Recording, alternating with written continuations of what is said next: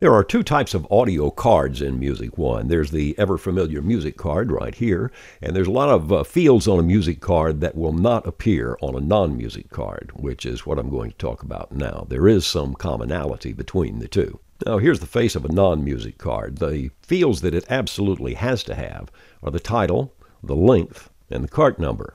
A non-music card really needs nothing more than that. But there are other things that you can put on it, of course. Let's take a look here.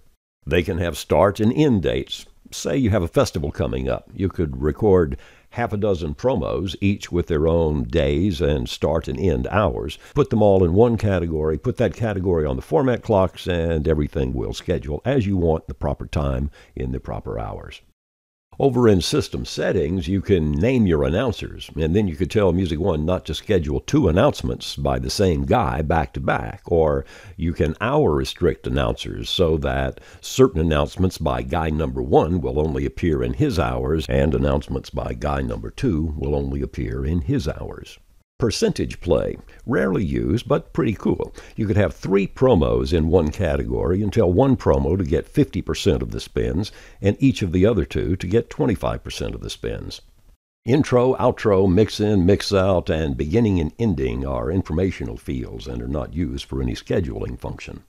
The people that are using the links function like this one quite a lot. You can link tracks to songs. Then, when the song is scheduled in a certain format position, the link track can be scheduled next to it. You can name 5 different link types. I have one here called hit intro and backsell, you see.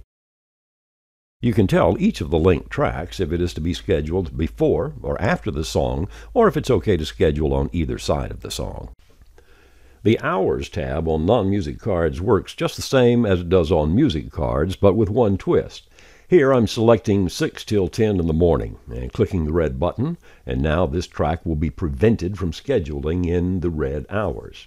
On a non-music card, this can be inverted. Click here, and now the track will only schedule between 6 and 10 on weekdays. Non-music cards can have some rules that will put restrictions on what they can schedule next to. If I click a check into the female box, then this track would be prevented from scheduling next to female songs. On the Tempo tab, we can prevent the track from scheduling after slow or medium slow songs, and we can prevent it from scheduling before slow and medium slow songs. Restrictions can also be applied to texture and mood if you're using those 2 characteristics, and to sound codes.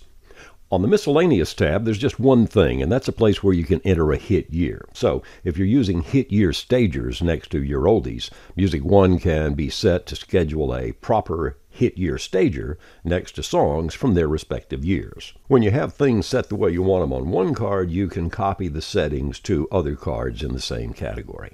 On the Custom tab, there are some optional fields that you can use for anything you want. You can custom name these things in system settings. So, for example, you might have a field for birthday, for the artist's birthday, and then you could print that information on your logs or on your reports.